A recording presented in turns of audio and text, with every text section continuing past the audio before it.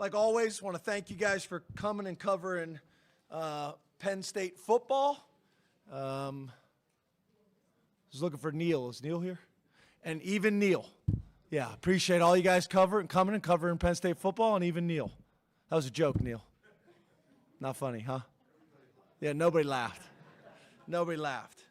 Want to thank the fans, obviously 110,000. Awesome. We just get such unbelievable support week in and week out. We don't take that for granted. Our defense, couple things kind of jump out about them. I think our third quarter defense all year's been ridiculous. 87 yards all year on 46 plays, 1.9 yards per play.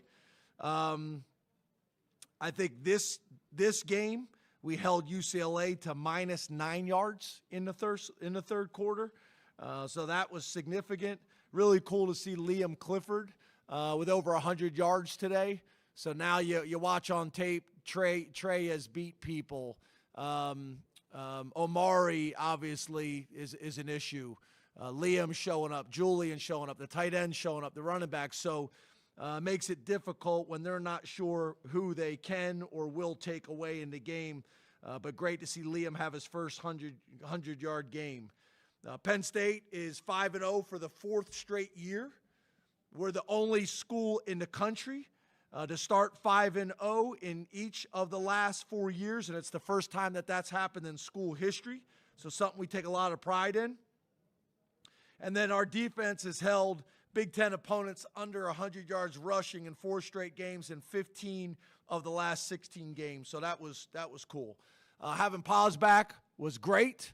Getting a chance to be with him and his wife and his kids was really cool. Obviously, great linebacker here at Penn State and LBU. And then Juravicius as well. Hasn't been back in a long time and was with us this week. Obviously, his daughter is killing it with our volleyball team. So great having these lettermen back and spending time with them. We won the explosive play battle, not by much, but we did. We won the third down battle. We won the sack battle. We won the starting field position battle. And then the big one, which I'm not sure who it was specifically, a bunch of you guys, to be honest with you, but most importantly, the penalty battle. We had 2 penalties in the game for 20 yards. That was big. We talked about the importance of getting that cleaned up now that we're in Big Ten play. So that's a step in the right direction that we got to build on. So overall, a lot of good things to celebrate. Again, we appreciate the fans. We appreciate your support. And I'll open up to questions. James, how do you think the offense adjusted to not having Nick? And Neil was wondering if you give us a status update on Nick.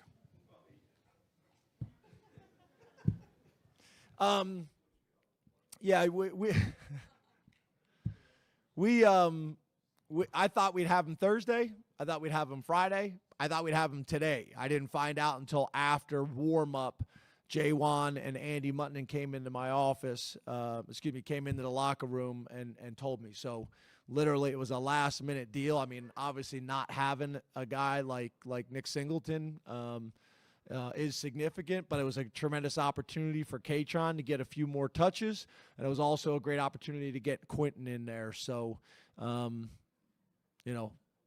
it's really, really good opportunity for those 2 guys, and I think overall we handled it well. Hey, Coach Franklin. Hey, Jared. How's it going? Good. Tyler Warren, another week, another touchdown for him. What makes him so dependable for you guys, especially in the red zone? I think that's the word. He's dependable. I mean, the guy does his job and does it on a consistent basis, whether it is blocking, whether it is running with the ball as a ball carrier, whether it is as a receiver. And again, I think you guys have heard me talk about this a lot, but when they can't put Tyler Warren into a category, that's what makes tight ends most valuable. If he's just a receiver, they can treat him like a receiver and treat it as 10 personnel. If he's just kind of a big run-blocking slug, then that's not a threat either. But when he can do either or, makes it very, very difficult to defend. And then to your point, he's dependable. You throw the ball in his direction, he's going to catch it, and he's going to break tackles. He's going to make positive yards. So, again, I think he's the best tight end in college football, and I think his play warrants that. Hi, James. Over Hey, here. Tyler. Today you told us a few days ago that you were looking at high school film for Justin Martin because he didn't have much on film at the college level. He had some success early in the game. What did you pick up from him defensively over the course of that first half, and how do you think your defense was able to adjust with Tom Allen? Yeah, I was impressed with him. You know, I'm not sure how tall he is, but looking at him in pregame, he's a big guy. He seemed very poised. The moment didn't seem too big for him. First time starting quarterback. And talking to their head coach before the game, on the catapult, he's run 21 miles an hour. So you're talking about a big guy who can run, who was poised. So I was impressed with that guy. I really was. And I thought, again, when you're preparing all week and you don't have any film of a guy, that can make it a little bit interesting. But overall, our starting defense held a Big Ten opponent to 3 points.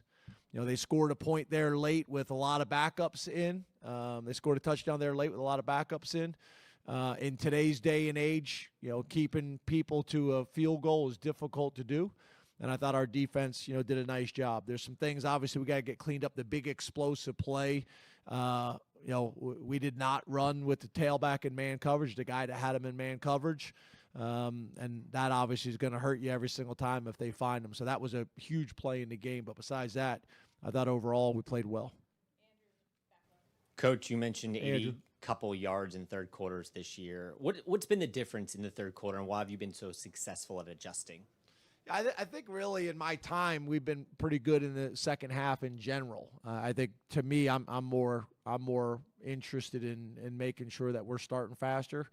I think that first quarter you look at the time of possession, not what you want. You look at third down on offense and on defense, not what you want. Again, back to the point I had with you guys earlier about getting enough touches and getting enough plays on offense and getting off the field on defense. So we got to start faster.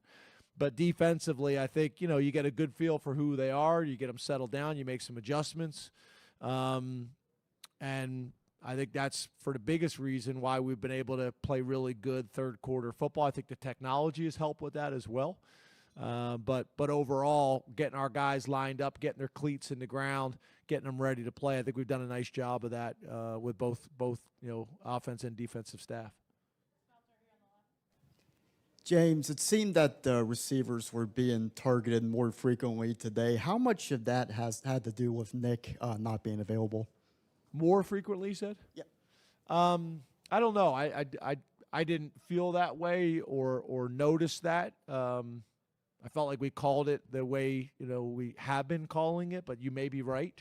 I'd have to go back and check that. I don't know. It wasn't like we made a change. Literally, again, we didn't find out until after warm up that we didn't have Nick. So it's not enough time to kind of change your game plan. And with Katron and Quentin, we don't really feel like we have to. Coach, with Ryan Barker, what went into your decision to make him your starting place kicker today? And with Zion Tracy, what did he do to earn that spot at punt returner with Caden out? Yeah, so with Barker, like I mentioned to you guys, I think last week, it came down to a percentage point all during training camp between those two guys. So we felt like this week, we would look at all those guys as well, but it wouldn't just be this week. It'd be this week plus the totality of everything that's happened the entire year. So based on it being a tight competition already and then how the games have gone from a production and execution standpoint in that phase, we felt like, it made sense to give Barker his opportunity because, again, it was within a percentage point anyway. And what was the other part? Yeah, so Tracy had been a part of that competition kind of all year long. We did not have Caden available, and he was the next man up. Jake Spencer still factors in, so we used him in the safe situations where you're probably not going to get a return anyway. Just a guy who's caught some balls already in college games. But Zion, we think he'll learn from this today and have an opportunity to not only catch the ball moving forward, but have a chance to be a playmaker. So excited about that. Neil. Hey, James, you're now tuning in a helicopter. It was great, huh? I was going to call you and land in your backyard. That's fine. The 2-minute drill, how much do you think that gave you guys a boost with Drew connecting to get the touchdown right in front of the half? Yeah, I think we've done a pretty good job of that all year long, points right before the half. You talk about the middle 8 and things like that. That's been, I think, really good for us all year long. I think the other thing that I'm very proud of in terms of the players and offensive and defensive coaches is we want to have all of our timeouts available at the end of the first half and at the end of the game. And there's value in that, and there's power in that. So I think the combination of 2 minutes and 40 seconds or whatever it is in the game with all 3 timeouts, that's a ton of time. It allowed us to start out not in a traditional 2-minute, but have some urgency to us. And then after the 2-minute warning, we were planning on going to 2-minute right there. And with it being a third down, we just used that as a timeout with the 2-minute warning, get what we wanted called, and then go from there. And then if we didn't pick it up, it also allowed us to burn some time off the clock and get the 2-minute warning out of the equation for them if they were getting the ball back. Yes, sir. Thanks, guys. Have a good weekend.